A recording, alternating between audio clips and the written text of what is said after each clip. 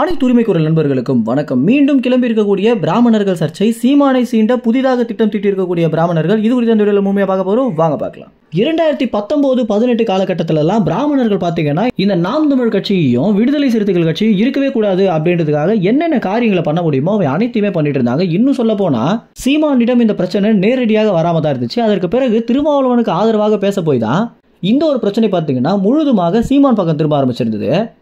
ஏன்னா திருமாவளவன் மனுஸ்மிருதி குறித்து தவறுதலாக பேசிட்டாரு அப்படின்றத ரொம்ப பெரிய விஷயமாக மாற்றி மதுவந்தி, எஸ்பி சேகர் இவங்க எல்லோருமே இந்து மத கட்சிகளோட சேர்ந்து திருமாவளவனையும் சீமானையும் எதிர்க்கணும் அப்படின்ற முயற்சியில நிறைய மீட்டிங்கை பார்த்தீங்கன்னா போட்டுட்டு வந்துட்டு இருக்காங்க. ஓட்டு கேட்டு வர மாதிரி ஒரு வேன்ல மதுவந்தி பார்த்தீங்கன்னா திருமாவளவன் கட்சி வச்சிருக்க தகுதியே இல்லை அப்படின்னு இன்னும் நிறைய அவதூறான வார்த்தைகள்ல பேசிய பிறகுதான் இந்த ஒரு பிரச்சனையில பார்த்தீங்கன்னா சீமான் நுழைய ஆரம்பிச்சிருந்தாரு. ஐயர்னா நீங்க எந்த விதத்துல ஓய்ந்துட்டீங்க அப்படின்னு சீமான் கேட்ட ஒவ்வொரு கேள்வியுமே பிராமணர்களை கொதிப்படைய வச்சிருக்கு அப்படி தான் சொல்லணும். காலகாலமாக ஒரு மன்னர் பரம்பரை அப்படின்ற மாதிரி பிராமணர்கள் பார்த்தீங்கன்னா எல்லா முதல் உரிமையுமே எங்களுக்கு தான் வரணும் அப்படின்னும், எல்லாத்துலயுமே சிறந்தவர்கள் நாங்க தான் அப்படின்ற ஒரு கோட்பாடையே பார்த்தீங்கன்னா சீமான் தகர்த்து எறியணும் அப்படின்ற நோக்கத்துல அந்த 2019-20 காலகட்டத்தில் அதிகமான பொதுக்கூட்டங்கள்ல பிராமணர்கள் குறித்தும் இந்த மனுஸ்மிருதி பிரச்சனை குறித்தும் நிறைய விஷயங்களை முன் வச்சு பேசி இந்த எஸ்பி சேகர் மதுவந்தியை எப்படி அடக்கினாரு அப்படின்றதுக்கு இன்னி வரைக்கும் பார்த்தீங்கன்னா காணொலிகள் நிறைய இருக்கு. திருமாவளவனால முடியாத ஒரு பிரச்சனையை சீமான் உள்ள நுழைஞ்சு அந்த பிரச்சனையை முழுதுமாக தீர்த்து கட்டியிருந்தாரு. இதனாலேயே பார்த்தீங்கன்னா சீமான் மேல பிராமணர்கள் ரொம்பவே கடுப்பாக ஆரம்பிச்சிருந்தாங்க.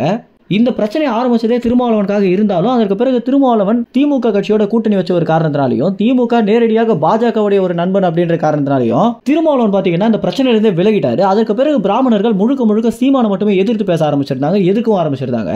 அப்ப முடிந்த ஒரு பிரச்சனை தற்போது எஸ்பி சேகர் அவர்கள் பாத்தீங்கன்னா மீண்டும் கிளற ஆரம்பிச்சிருக்காரு. என்ன சொல்லியிருக்காரு அப்படின்னா, பிராமணர்களுக்கு என்று ஒரு அரசியல் கட்சியை நாங்க துவங்க போறோம். இந்த ஒரு கட்சி அப்படின்றது நாம் தமிழ் கட்சியை அழிக்கிறதுக்காக மட்டுமே இருக்க போகுது அப்படின்றத ரொம்ப தெளிவாகவும் வெளிப்படையாகவும் பேசியிருக்காரு.